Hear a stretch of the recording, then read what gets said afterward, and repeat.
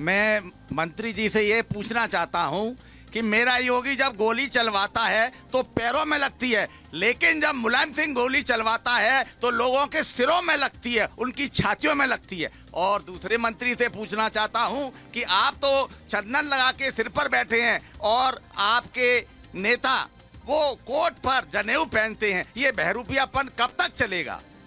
जवाब तो बनता है। श्रवण जी, आप कुछ कहना चाहती हैं? अच्छा ठीक है श्रवण जी जवाब दीजिए जरा, फिर मैं सूर्य मैथिल जी का रुख करूंगी। हम बताएं, एक बार श्रवण जी को दे दीजिए। हाँ श्रवण जी। देखिए वही कहते हैं चंदन, चंदन लगाए तो बहुरुपिया हो गए। आप बताइए, मैं गीता भी साथ लेकर चलता हूँ। अब बताइए, धर्म के अपने सनातन का प्रमाण हमें इस अयोध्या नगरी में जिस सरयू की अविरल धारा का पानी पी के मैं बड़ा हुआ, इन्हीं गलियों में मैं चला, यहीं से शिक्षा दीक्षा ली। अगर आज मुझे अपने धर्म और सनातन के बारे में बताना पड़े, नहीं बिल्कुल सुनिए तो जो ये आपके जो गठबंधन के साथी है ना, जब ये इसी को ये बता रहे होते हैं कि भेदभाव पैदा करने वाला है रामचरितमानस, जब वो उसकी प्रतियां जला रहे होते हैं, तब कहाँ जाता है आपका ये भाव? मैं कहता हूँ, फिर आपसे कहता हूँ कि अगर ये गठबंधन की ही बात करते हैं, अपने घरों की बात कर ले। बीजेपी एनडीए की बात कर ले, गठबंधन पे क्यों आ जाती है? हमारा क्या हो रहा है क्या नहीं हो रहा है, उससे आपको ज्यादा चिंता है। आज आपको नहीं पता है, आज किसी क्या भाव है, क्या सेंटिमेंट टीवी मीडिया पे नहीं चल रहा है कि आज कांग्रेस के नेता आज आए, उन्होंने दर्शन किया, किसी टीवी मीडिया नहीं दिखा रहा है। लेकिन मोदी जी गाय को चारा खिलाए, ये बड़ी खबर है, ये बड़ी खबर है आपकी। अगर मोदी जी पैदल चले तो बड़ी खबर है। आपके छोटे मोटे, और ये मेरा बयान नहीं है, ये आप ही के गठबंधन के जो सहयोगी है ना, ये उन्हीं का बयान है। तो छोटे मोटे नेता, आपके कार्यकर्ता कुछ भी करते रहे हैं, पार्टी आला कमान ने तो साफ तौर पर कह दिया है, तो बात तो वही मानी जाएगी ना जो आला कमान ने कहा है। क्विक रिएक्शन जरा सूर्य मैथिल जी, फिर शरद जी में आ रही हूँ। धन्यवाद। देखिए अभी कांग्रेस के दोनों ही जो मेरे सहयोगी हैं ना, वो यहाँ पर अपने आप को हिंदू दिखाने और बताने की पूरी कोशिश कर रहे हैं। वो टीका भी लगा के आए हैं और साथ में गीता भी लेके आए हैं। लेकिन मैं ये जो सर्टिफिकेट अभी लेके घूम रहे हैं, ये सर्टिफिकेट ये तब कहाँ रख देते हैं जब सनातन को डेंगू, मलेरिया, HIV कहा जाता है। जब कहा जाता है कि सनातन को खत्म कर देना चाहिए, तब कहाँ चला जाता है? जब कश्मीर के अंदर 5 लाख हिंदुओं का नरसंहार हो जाता है, तब कहाँ चला जाता है? जब 92 में देश भर में दंगे होते हैं और हिंदुओं का निकाल के मारा जाता है। ये असलियत है इनकी। जब वक्त पड़ा है तो आज काल नेमी ने फिर से अपना रूप धरा है। ये सामने बैठे हैं। शरद जी, मुझे लग रहा है आपके ना ग्रह नक्षत्र आप लोगों के, आपकी पार्टी के पूरे गठबंधन के सही नहीं चल रहे, क्योंकि आप लोग कुछ भी कर रहे हैं तो उसमें आपको उल्टा ही पड़ रहा है। वो आप लोगों के सेंटिमेंट शायद समझ नहीं पा रहे, भाव उनके समझ नहीं पा रहे। शरद जी देखिए, पहले मैं मैथिल जी को स्पष्ट कर दूं कि मेरे हिंदू होने का, ब्राह्मण होने का, सनातनी होने का सर्टिफिकेट तो दुकान इनकी नहीं है। ठीक है, ये मेरे जन्म से। जब राम का अपमान हुआ, जिस हिंदू का खून न खुला, खून नहीं वो पानी है, और जो राम के काम लाए वो बेकार जवानी है। सूर्य मैथिल जी, एक मिनट। लेकिन हिंदुत्व की बात आप करिए, लेकिन बात तो ठीक है, सर्टिफिकेट ना दीजिए ना। मैं आपसे पूछता हूँ हिमानी जी, जब भगवान श्री राम का अपमान खड़े होके वो बकरुद्दीन वहाँ हैदराबाद से करते हैं, तब इनके मुंह में लकवा मार जाता है क्या? मैं पूछना चाहता हूँ, कैसे हिंदू है? थोड़ा आराम से। शरद जी आपने कहा कि रामचंद्र जी पर टिप्पणी होती है, मानस जलाया जाता है। मैं इसका पुरजोर विरोध करता हूँ। इस हिंदुस्तान के जो आधार जीवन का है वो राम का संदेश है।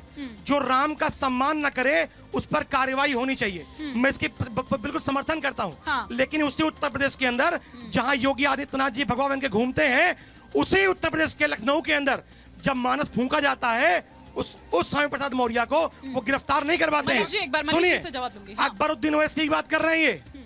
वही अकबरुद्दीन ओवैसी जो पूरे उत्तर प्रदेश में, मध्य प्रदेश में, कर्नाटक में, आंध्र प्रदेश में, तमाम प्रदेश घूम घूम के सब सीटों पे लड़ता है। लेकिन जब इनके प्रदेश में आता है जहां इनकी सरकार आने वाली होती है, उनको सपोर्ट करता है, इनकी वोटों की मदद करता है।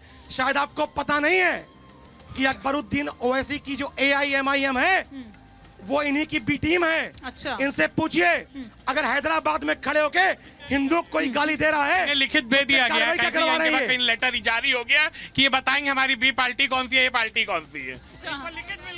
ठीक है ठीक है ठीक है ठीक है। एक सवाल ये सुनिए, जब ये विभाग मैथिल लेके घूमेंगे ना, तो ये वाला विभाग ये मैं लेके जनता घूमूंगा उसके बाद है, फिर। जनता सब जानती है। रामराज जानने के बाद बट रही है, जो गीता लेके टहल रहे हैं, रामराज जानने के बाद इस चौराहे पे आज फ्री में बांटी जा रही है, और ये हाथ में लेके कह रहे हैं कि हम गीता लेके चलते हैं। ठीक है ठीक है ठीक है।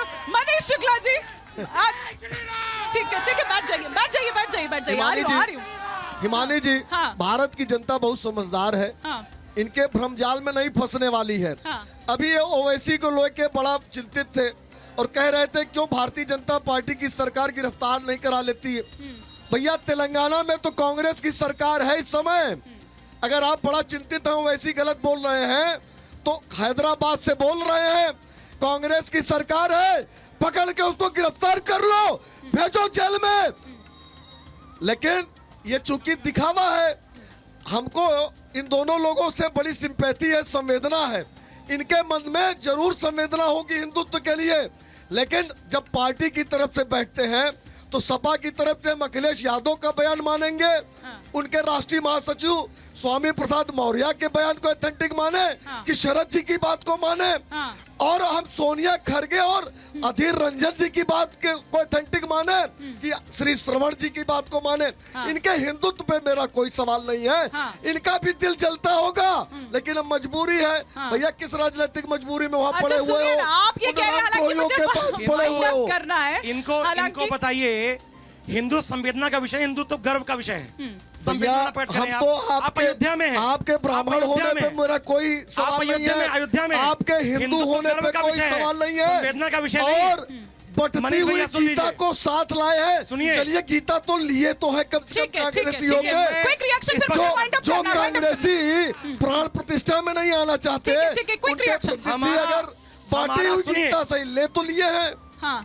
हम प्राण प्रतिष्ठा में ना शामिल होना कहीं हमारा किसी का विरोध का करने का कोई उद्देश्य नहीं है। नहीं आने का कारण सुन लीजिए क्या है। आप जब इस बात को, जो यहाँ बैठे साधु संत जानते हैं इस बात को, कभी आपने सुना है घर पूरा ना बने और उसमें गृह प्रवेश हो जाए? अरे लेकिन गर्भगृह तो पूरा बन चुका है। सुनिए सुनिए सुनिए, बाद में होती है, फिनिशिंग बाद में होती है। आप एक चीज का जवाब दीजिए, आप आज हिंदुओं की क्या बात करते हैं? पूरी हो जाए। आपके शासन में आपने जितने हिंदुओं को कन्वर्ट किया है, जितने हिंदुओं को मुस्लिम बनाया है और आपने क्रिश्चियन बनाया है, आपको उसके ऊपर शर्मिंदा होना चाहिए। आप हिंदुत्व की बात मत कीजिए। सुनिए सुनिए, बैठ जाइए। हाँ, राम मंदिर बन रहा है, हाँ, जब तक कलश पूजन नहीं होता है, प्राण प्रतिष्ठा नहीं की जाती है। जब कलश नहीं रखा है, राम जी स्थापित कर दिए जाएंगे। देखिए, इसका कलश ऊपर रहेगा। सुनिए, मैं उत्तर दे रहा हूं, कलश पे चढ़ेंगे। मैं उत्तर दे रहा हूं, के साथ रोक रही हूँ। समय इतनी इजाजत दे रहा है, समय इतनी इजाजत सिर्फ 20 सेकंड। बहुत जब भगवान श्री राम टेंट में बैठे हुए थे 70 साल तक, तब इन लोगों को याद नहीं आई थी। मानसिक संतुलन खराब हो गया बीजेपी के विरोध करता है। डॉक्टर के पास ले जाइए, डॉक्टर के पास ले जाइए, इनको मानसिक संतुलन खराब हो गया है। और मैं फिर कहता हूँ, राम भक्त सभी लोग हैं, सभी लोग जय श्री राम बोलते हैं। बोलो